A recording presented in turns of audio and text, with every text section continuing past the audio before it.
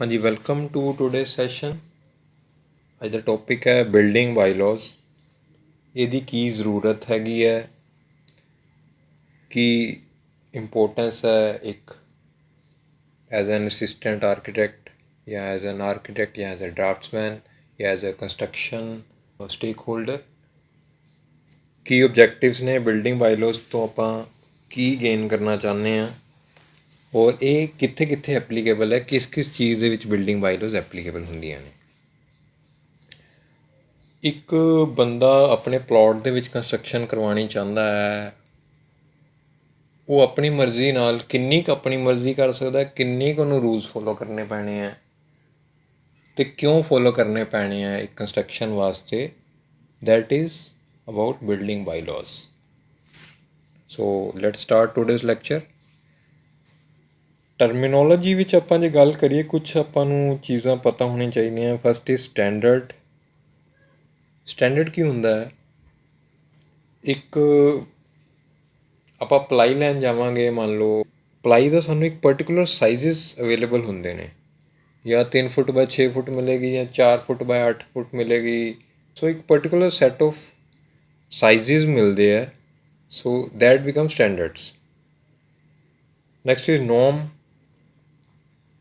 ਜਦੋਂ ਸਟੈਂਡਰਡ ਨੂੰ ਕੋਈ ਅਥੋਰਿਟੀ ਸਟੈਂਪ ਕਰਦੀ ਹੈ, ਕੋਈ ਅਥੋਰਿਟੀ ਲਿਖ ਕੇ ਦਿੰਦੀ ਹੈ, it becomes a norm.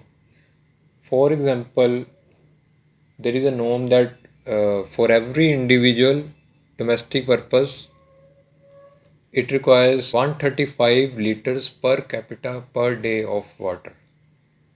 So 135 LPCD per day ਚਾਹੀਦਾ ਹੈ ਇੱਕ ਬੰਦੇ ਨੂੰ ਵਾਟਰ ਸਪਲਾਈ ਇਨ ਡੋਮੈਸਟਿਕ ਸੈਕਟਰ। ਸੋ ਇਹਨੂੰ ਨੋਰਮ ਕਿਹਨੇ ਬਣਾਇਆ? URDPFI। ਉਹਨਾਂ ਦੀ ਆਪਣੀ ਗਾਈਡਲਾਈਨਸ ਹੈਗੀਆਂ। Urban regional development planning formulation and implementation, MOUD। ਉਹਨਾਂ ਨੇ ਇਹ URDPFI ਗਾਈਡਲਾਈਨਸ ਜਾਰੀ ਕੀਤੀਆਂ। Next is regulation. ਜਦੋਂ ਕਿ ਆਰਡਰ ਹੈ ਰਿਟਨ ਫਾਰਮ ਦੇ ਵਿੱਚ ਪ੍ਰਿਸਕ੍ਰਾਈਬ ਹੋ ਜਾਂਦਾ ਹੈ, ਇਟ ਬਿਕਮਸ ਅ ਰੈਗੂਲੇਸ਼ਨ। ਇਹਨੂੰ ਰੂਲ ਵੀ ਕਿਹਾ ਜਾ ਸਕਦਾ ਹੈ। Next is law. ਕੋਈ ਵੀ ਸ਼ਹਿਰ ਹੈ, ਕੋਈ ਵੀ ਕੰਟਰੀ ਹੈ, ਕੋਈ ਵੀ ਸਟੇਟ ਹੈ, ਉਹ ਸੈੱਟ ਆਫ ਰੂਲਸ ਦੇ ਹਿਸਾਬ ਨਾਲ ਚੱਲਦੀਆਂ ਹੈ। ਉਹ ਜਿਹੜੇ ਸੈੱਟ ਆਫ ਰੂਲਸ ਹੁੰਦੇ ਨੇ, ਜਿਹੜੇ ਲਾਗੂ ਹੁੰਦੇ ਨੇ ਸਾਰਿਆਂ 'ਤੇ, that is a law. Example ਆਪਣੇ ਇੰਡੀਅਨ ਪੀਨਲ ਕੋਡ ਦੇ ਹਿਸਾਬ ਨਾਲ ਲਾਅ ਸਾਰੇ ਲਾਗੂ ਹੁੰਦੇ ਨੇ। Next is ਬਾਈਲੌਜ਼।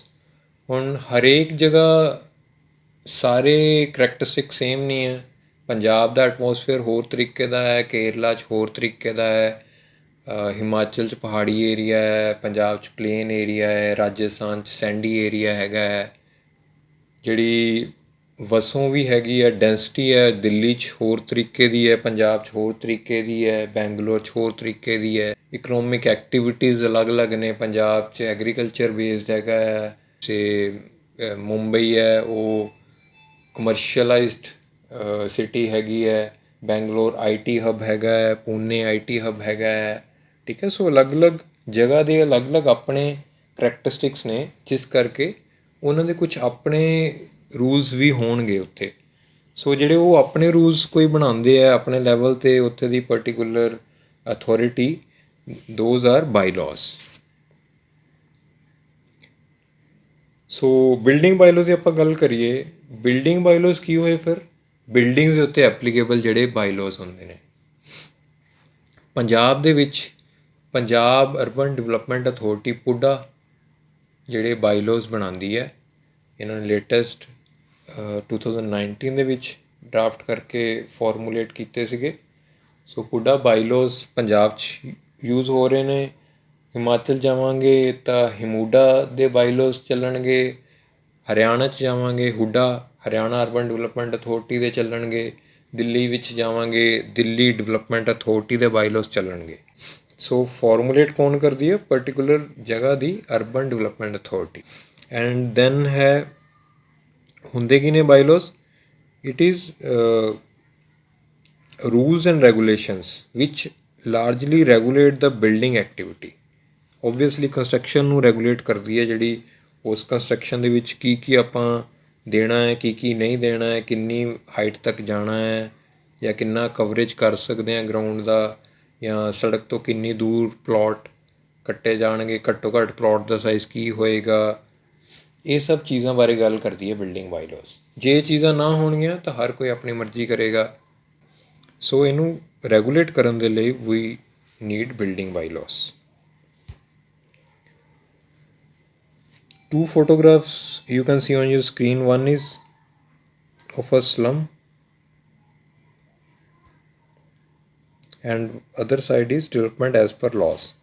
ਸੋ ਇਹਨਾਂ ਦੋਨੋਂ ਫੋਟੋਆਂ 'ਚ ਆਪਾਂ ਜੇ ਧਿਆਨ ਨਾਲ ਦੇਖੀਏ ਤਾਂ ਕੀ ਡਿਫਰੈਂਸ ਹੈ ਕਿ ਇੱਕ ਪਾਸੇ ਜਿਹੜੀ ਗਰੋਥ ਹੋ ਰਹੀ ਹੈ ਉਹ ਆਪਣੀ ਮਰਜ਼ੀ ਨਾਲ ਹੋ ਰਹੀ ਹੈ, ਉਹਦੇ ਵਿੱਚ ਕੋਈ ਸੈੱਟ ਆਫ ਰੂਲਸ ਨਹੀਂ ਫੋਲੋ ਹੋ ਰਹੇ ਨੇ।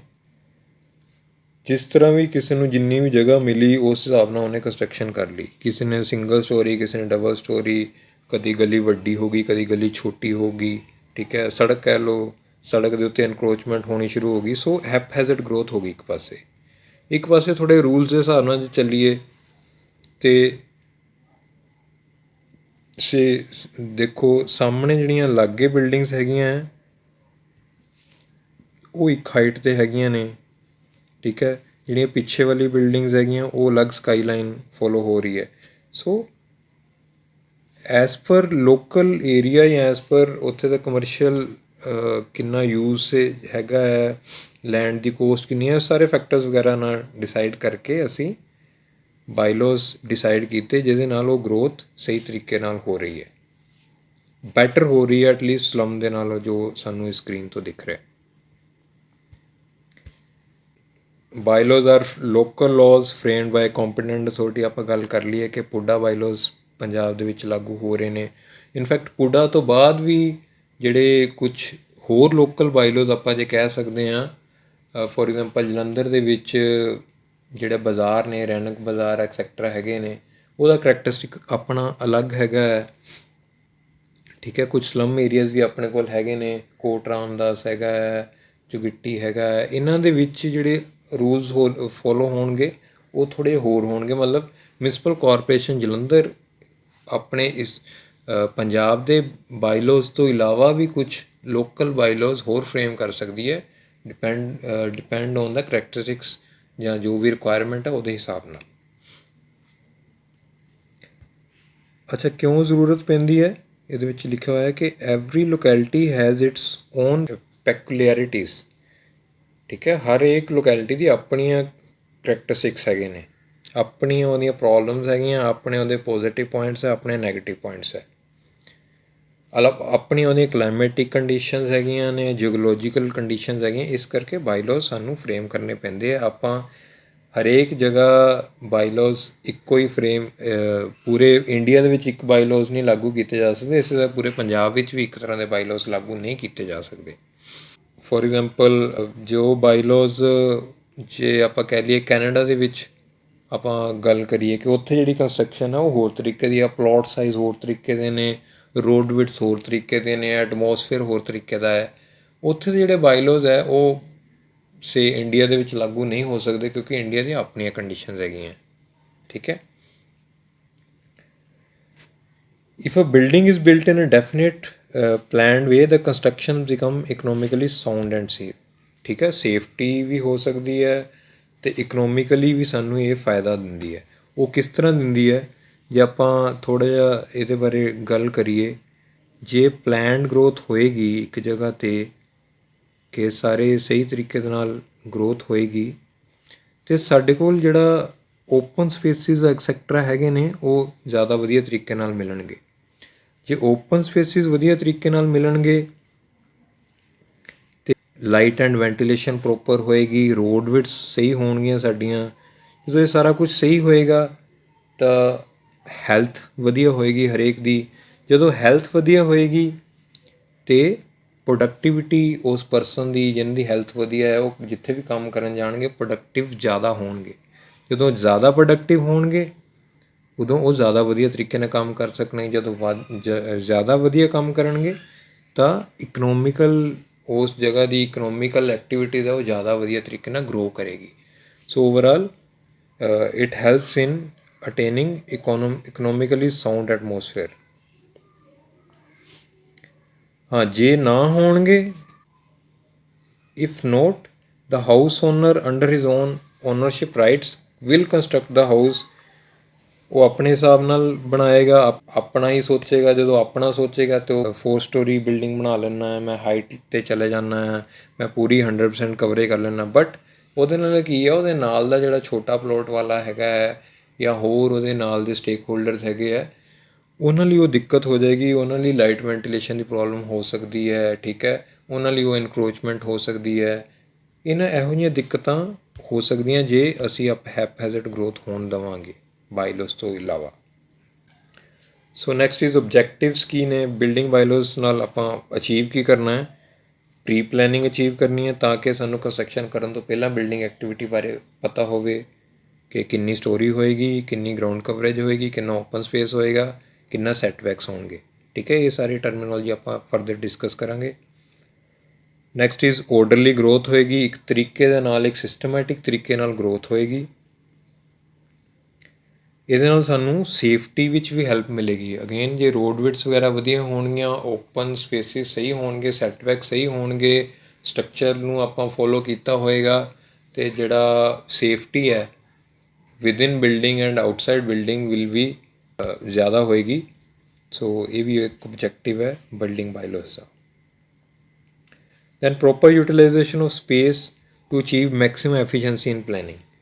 ਸੋ ਇਹਦੇ ਵਿੱਚ ਆਪਾਂ ਜਿਹੜੇ ਵੀ ਸੈੱਟ ਆਫ ਰੂਲਸ ਹੈਗੇ ਨੇ ਸਾਰਿਆਂ ਲਈ ਬਰਾਬਰ ਦੀ ਯੂਟੀਲਾਈਜੇਸ਼ਨ ਹੋ ਸਕੇ।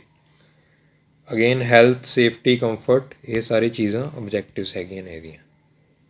ਅੱਛਾ, ਸਕੋਪ ਕੀ ਹੈ ਬਿਲਡਿੰਗ ਬਾਈਲੋਸ, ਕੀ ਕਵਰ ਹੋ ਸਕਦਾ ਹੈ, ਕੀ ਚੀਜ਼ਾਂ ਨੂੰ ਆਪਾਂ ਟੱਚ ਕਰਦੇ ਹਾਂ ਇੱਕ ਬਿਲਡਿੰਗ ਬਾਈਲੋਸ ਦੇ ਵਿੱਚ ਤਾਂ ਕਿ ਆਪਾਂ ਇਹ ਜੋ ਵੀ ਓਬਜੈਕਟਿਵਸ ਹੈ ਉਹਨੂੰ ਅਚੀਵ ਕਰ ਸਕੀਏ। ਬਿਲਡਿੰਗ ਫਰੰਟੇਜ ਲਾਈਨ ਨੂੰ ਚੈੱਕ ਕਰਾਂਗੇ। ਬਿਲਡਿੰਗ ਫਰੰਟੇਜ ਲਾਈਨ ਮਤਲਬ ਇੱਕ ਪਲਾਟ ਹੈਗਾ, ਉਹਦੇ ਅੱਗੇ ਸੜਕ ਹੈਗੀ ਹੈ, ਅਤੇ ਬਿਲਡਿੰਗ ਜੇ ਬਣਾਉਣੀ ਹੈ ਉਹ ਕਿੱਥੇ ਬਣਾਉਣੀ ਹੈ ਅਤੇ ਸੜਕ ਤੋਂ ਕਿੰਨੀ ਦੂਰ ਕਰਕੇ ਬਣਾਉਣੀ ਹੈ। So this is building frontage line. Then minimum plot size, ਕਿ ਇੱਕ ਲੋਕੈਲਿਟੀ ਦੇ ਵਿੱਚ ਪਲਾਟ ਸਾਈਜ਼ ਕਿੰਨੇ ਸਾਈਜ਼ ਹੈ, ਕੋਈ ਵੱਡਾ ਹੈ, ਕੋਈ ਛੋਟਾ ਹੈ, ਤਾਂ ਕਿ ਐਟਲੀਸਟ ਇੱਕ ਤਰੀਕੇ ਦੇ ਨਾਲ ਪਤਾ ਲੱਗ ਸਕੇ ਕਿ ਇੱਕੋ ਏਰੀਆ ਲੋਕੈਲਿਟੀ ਦਾ ਉਹਦਾ ਆਪਣਾ ਕਰੈਕਟਰਿਸਟਿਕ ਹੈ, ਉਹ ਮੇਨਟੇਨ ਰਹਿ ਸਕੇ। Next is built up area of the building. Building ਹੈ ਉਹ ਕਿੰਨੀ ਬਿਲਟ ਅਪ ਕਰ ਸਕਦੇ, ਕਿੰਨੀ ਸਟੋਰੀ ਜਾ ਸਕਦੇ ਹਾਂ। ਹਾਈਟ ਆਫ ਬਿਲਡਿੰਗ, ਕਿੰਨੀ ਹਾਈਟ ਤੱਕ ਜਾ ਸਕਦੇ ਹਾਂ, ਹਾਈਟ ਰਿਸਟ੍ਰਿਕਸ਼ਨਸ ਆਪਾਂ ਇਸ ਚੀਜ਼ ਨੂੰ ਅਚੀਵ ਕਰ ਸਕਦੇ ਹਾਂ। For example in Delhi high rise building ਦਾ ਕਲਚਰ ਹੈਗਾ ਹੈ, ਉੱਥੇ ਦੇ ਬਾਈਲੋਜ਼ ਉਹਨੂੰ ਅਲੋ ਕਰਦੇ ਨੇ ਕਿਉਂਕਿ ਉੱਥੇ ਲੈਂਡ ਦੀ ਕੋਸਟਿੰਗ ਹੈ ਉਹ ਜ਼ਿਆਦਾ ਹੈ, ਠੀਕ ਹੈ। ਉੱਥੇ ਡੈਂਸਿਟੀ ਆਫ ਪੋਪੂਲੇਸ਼ਨ ਵੀ ਜ਼ਿਆਦਾ ਹੈ, ਸਕੁਏਅਰ ਕਿਲੋਮੀਟਰ ਉੱਥੇ ਡੈਂਸਿਟੀ ਆਫ ਪੋਪੂਲੇਸ਼ਨ ਬਹੁਤ ਜ਼ਿਆਦਾ ਹੈ ਦੈਨ ਪੰਜਾਬ ਨਾਲੋਂ ਕਹਿ ਲਓ, ਦੈਨ ਜਲੰਧਰ ਨਾਲੋਂ ਕਹਿ ਲਓ। Then provision of safety, water supply, drainage, proper light and ventilation. ਜਦੋਂ ਸਾਰਾ ਕੁਛ ਸਹੀ ਤਰੀਕੇ ਨਾਲ ਸੈਟਬੈਕਸ ਦਿੱਤੇ ਹੋਣਗੇ ਸਾਡੇ, ਇਹ ਸੈਟਬੈਕਸ ਵਗੈਰਾ ਹੋਣਗੇ, ਅਸੀਂ ਜਿਹੜੀ ਸਰਵਿਸਿਜ਼ ਰੋਡ ਦੇ ਅੰਡਰ ਜਾਂ ਸਾਈਡ ਲਾਈਨ ਉਹ ਸਾਰੀਆਂ ਸਹੀ ਤਰੀਕੇ ਨਾਲ ਦਿੱਤੀਆਂ ਜਾ ਸਕਦੀਆਂ ਨੇ। Then requirement for off street parking space, ਇਹਦੇ ਬਾਰੇ ਵੀ ਗੱਲ ਕਰਾਂਗੇ ਕਿਉਂਕਿ ਕਮਰਸ਼ੀਅਲ ਸਪੇਸ 'ਚ ਇੱਕ ਸਭ ਤੋਂ ਵੱਡੀ ਦਿੱਕਤ ਅੱਜ ਦੀ ਡੇਟ ਦੇ ਵਿੱਚ ਪਾਰਕਿੰਗ। ਜੋਤੀ ਚੌਂਕ ਦੇ ਵਿੱਚ ਜਿਹੜਾ ਮਾਰਕੀਟ ਹੈਗੀ ਆ ਉਹ 'ਚ ਸਭ ਤੋਂ ਵੱਡੀ ਦਿੱਕਤ ਕੀ ਹੈ ਕਿ ਜਿਹੜਾ 2 ਵੀਲਰ ਤਾਂ ਧੱਕੇ ਨਾਲ ਮਾੜਾ ਮੋਟਾ ਚਲੇ ਜਾਂਦਾ, ਬਟ ਜਿਹੜੀ ਕਾਰਸ ਹੈਗੀਆਂ ਉਹ ਨਹੀਂ ਜਾ ਸਕਦੀਆਂ। ਹੁਣ ਉਹ ਕਾਰ ਅੰਦਰ ਨਹੀਂ ਜਾ ਸਕਦੀਆਂ ਅਤੇ ਬਟ ਆਪਾਂ ਨੂੰ ਉਹਨੂੰ ਬਾਹਰ ਪਾਰਕਿੰਗ ਸਪੇਸ ਦੇਣੀ ਪੈਣੀ ਹੈ, ਠੀਕ ਹੈ। ਸੋ ਜਦੋਂ ਵੀ ਨਵੀਂ ਕੰਸਟਰਕਸ਼ਨ ਉੱਤੇ ਹੋਏਗੀ ਉਸ ਚੀਜ਼ 'ਚ, ਉਸ ਬਿਲਡਿੰਗ ਦੇ ਵਿੱਚ ਆਪਾਂ ਇਹ ਚੀਜ਼ ਦਾ ਧਿਆਨ ਰੱਖਾਂਗੇ ਕਿ ਪਾਰਕਿੰਗ ਉਹਦੀ ਐਟਲੀਸਟ 2 ਵੀਲਰ ਦੀ, ਇੱਕ ਜਾਂ 2 2 ਵੀਲਰ ਦੀ ਪਾਰਕਿੰਗ ਉੱਥੇ ਜੋਤੀ ਚੌਂਕ ਦੇ ਅੰਦਰ ਜਿਹੜੀ ਮਾਰਕੀਟ ਹੈ ਉੱਥੇ ਹੋਵੇ, ਠੀਕ ਹੈ। ਬਾਕੀ ਕਮਰਸ਼ੀਅਲ ਐਕਟੀਵਿਟੀਜ਼ ਜਿੰਨੀਆਂ ਵੀ ਹੋਣਗੀਆਂ ਉਹਦੇ ਵਿੱਚ ਤਾਂ ਇਹ ਸਾਰਾ ਕੁਝ ਹੋਏਗਾ ਕਿ ਇਹ ਸਾਨੂੰ ਪਾਰਕਿੰਗ ਕਿੰਨੀਆਂ ਮਿਨੀਮਮ ਚਾਹੀਦੀ ਹੈਗੀ ਹੈ ਬਿਲਟ ਅਪ ਏਰੀਆ ਉਸ ਹਿਸਾਬ ਨਾਲ। ਨੈਕਸਟ ਇਜ਼ ਐਪਲੀਕੇਬਿਲਿਟੀ, ਕਿ ਬਿਲਡਿੰਗ ਬਾਈਲੋਸ 'ਚ ਐਪਲੀਕੇਬਲ ਕਿੱਥੇ ਹੁੰਦੀ ਹੈ। ਜਦੋਂ ਵੀ ਕੋਈ ਨਵੀਂ ਕੰਸਟਰਕਸ਼ਨ ਕਰਾਂਗੇ ਉੱਥੇ ਐਪਲੀਕੇਬਲ ਹੋਏਗੀ। ਕੋਈ ਵੀ ਬਿਲਡਿੰਗ ਦੇ ਵਿੱਚ ਐਡੀਸ਼ਨ ਜਾਂ ਆਲਟਰੇਸ਼ਨ ਕਰਨੀ ਹੈ, ਕੱਲ੍ਹ ਨੂੰ ਚੇਂਜ ਕਰਨੀ ਹੈ, ਤੋੜ ਭੰਨ ਕਰਨੀ ਹੈ, ਕੁਛ ਨਵਾਂ ਐਡ ਕਰਨਾ ਜਾਂ ਕੁਛ ਪੁਰਾਣਾ ਘਟਾਉਣਾ ਹੈ, ਦੈਨ ਅਗੇਨ ਸਾਨੂੰ ਬਿਲਡਿੰਗ ਬਾਈਲੋਸ ਨੂੰ ਫੋਲੋ ਕਰਨਾ ਪਏਗਾ। Change in occupancy of building. Occupancy of building ਕੀ ਹੁੰਦਾ ਹੈ, ਪਹਿਲਾਂ ਇੱਕ ਘਰ ਸੀਗਾ ਕਿਸੇ ਜਗ੍ਹਾ 'ਤੇ, ਠੀਕ ਹੈ, ਰੈਜ਼ੀਡੈਂਸ਼ੀਅਲ ਸੀਗਾ। ਹੁਣ ਉਹਦੇ ਆਸ-ਪਾਸ ਥੋੜ੍ਹੀ ਕਮਰਸ਼ੀਅਲ ਐਕਟੀਵਿਟੀ ਸ਼ੁਰੂ ਹੋ ਗਈ ਅਤੇ ਇਸ ਬਿਲਡਿੰਗ ਦਾ ਓਨਰ ਵੀ ਚਾਹੁੰਦਾ ਕਿ ਮੈਂ ਵੀ ਆਪਣੀ ਜਿਹੜੀ ਕੰਸਟਰਕਸ਼ਨ ਹੈ ਇਹਨੂੰ ਕਮਰਸ਼ੀਅਲ ਕਰ ਲਵਾਂ। ਸੋ ਹੁਣ ਕਿਉਂਕਿ ਰੈਜ਼ੀਡੈਂਸ਼ੀਅਲ ਦੇ ਬਾਇਲੋਜ਼ ਕੁਛ ਹੋਰ ਹੋਣਗੇ, ਕਮਰਸ਼ੀਅਲ ਦੇ ਕੁਛ ਹੋਰ ਹੋਣਗੇ। ਸੋ ਉਹ ਇੱਥੇ ਜਿਹੜੇ ਹੁਣ ਨਵੇਂ ਉਹ ਚੇਂਜ ਕਰਨ ਲੱਗਾ ਹੈ ਓਕੂਪੈਂਸੀ ਆਪਣੀ ਰੈਜ਼ੀਡੈਂਸ਼ੀਅਲ ਟੂ ਕਮਰਸ਼ੀਅਲ, ਉੱਥੇ ਤੁਹਾਡੇ ਬਾਇਲੋਜ਼ ਅਗੇਨ ਐਪਲੀਕੇਬਲ ਹੋਣਗੇ। Then development of land is undertaken. ਜਦੋਂ ਵੀ ਕੋਈ ਇੱਕ ਖਾਲੀ ਲੈਂਡ ਹੈ, ਪਾਰਸਲ ਹੈ, ਉਹਦੇ ਵਿੱਚ ਆਪਾਂ ਪਲੋਟਿੰਗ ਕਰਨੀ ਹੈਗੀ ਹੈ, ਨਵੀਂ ਕਲੋਨੀ ਕੱਟਣੀ ਹੈਗੀ ਹੈ, ਠੀਕ ਹੈ, ਜਾਂ ਫਰਦਰ ਸਬ ਡਿਵੀਜ਼ਨ ਕਰਨੀ ਹੈ, ਇੱਕ ਵੱਡਾ ਪਲੋਟ ਹੈਗਾ ਹੈ ਉਹਦੀ ਫਰਦਰ ਸਬ ਡਿਵੀਜ਼ਨ ਕਰਨੀ ਹੈ, ਉਹ ਸਾਰਿਆਂ ਦੇ ਉੱਤੇ ਸਾਨੂੰ ਬਿਲਡਿੰਗ ਬਾਇਲੋਜ਼ ਦੇਖਣੇ ਪੈਣਗੇ। ਦੈਨ ਅਗੇਨ ਇਨ ਡੈਮੋਲੀਸ਼ਨ, ਕਿਤੇ ਆਪਾਂ ਡੈਮੋਲੀਸ਼ਨ ਕਰ ਰਹੇ ਹਾਂ ਉੱਥੇ ਵੀ ਸਾਨੂੰ ਬਿਲਡਿੰਗ ਬਾਇਲੋਜ਼ ਦੇਖਣੇ ਪੈਣਗੇ ਤਾਂ ਕਿ ਜਿਹੜੀ ਫਰਦਰ ਕੰਸਟਰਕਸ਼ਨ ਉਸ ਤੋਂ ਬਾਅਦ ਆਵੇ ਨਵੀਂ, ਉਹ ਐਜ਼ ਪਰ ਪਲੈਨਡ ਹੋ ਸਕੇ। ਸੋ ਇਹ ਕੁਛ ਆਪਣੇ ਬੇਸਿਕ ਆਪਾਂ ਚੀਜ਼ਾਂ ਡਿਸਕਸ ਕੀਤੀਆਂ ਬਿਲਡਿੰਗ ਬਾਇਲੋਜ਼ ਬਾਰੇ ਕਿ ਜ਼ਰੂਰਤ ਕੀ ਹੈਗੀ ਹੈ, ਕਿਉਂ ਬਿਲਡਿੰਗ ਬਾਇਲੋਜ਼ ਨੂੰ ਆਪਾਂ ਪੜ੍ਹਾਂਗੇ, ਕਿਉਂ ਐਜ਼ ਐਨ ਅਸਿਸਟੈਂਟ ਆਰਕੀਟੈਕਟ ਸਾਨੂੰ ਜ਼ਰੂਰਤ ਹੈ, ਕਿਉਂ ਐਜ਼ ਅ ਡਰਾਫਟਸਮੈਨ ਜ਼ਰੂਰਤ ਹੈ, ਐਜ਼ ਐਨ ਆਰਕੀਟੈਕਟ ਜ਼ਰੂਰਤ ਹੈ, ਕਿਵੇਂ ਅਚੀਵ ਕੀਤੀ ਜਾਂਦੀ ਹੈ, ਕਿਸ ਕਿਸ ਜਗ੍ਹਾ 'ਤੇ ਇਹਦੀ ਐਪਲੀਕੇਬਿਲਿਟੀ ਹੈ, ਇਹ ਸਾਰੇ ਬਾਰੇ ਅਸੀਂ ਡਿਸਕਸ ਕੀਤਾ ਹੈ। ਸੋ ਆਈ ਹੋਪ ਤੁਹਾਨੂੰ ਲੈਕਚਰ ਸਮਝ ਲੱਗਾ ਹੋਏਗਾ। Thanks for attending the lecture.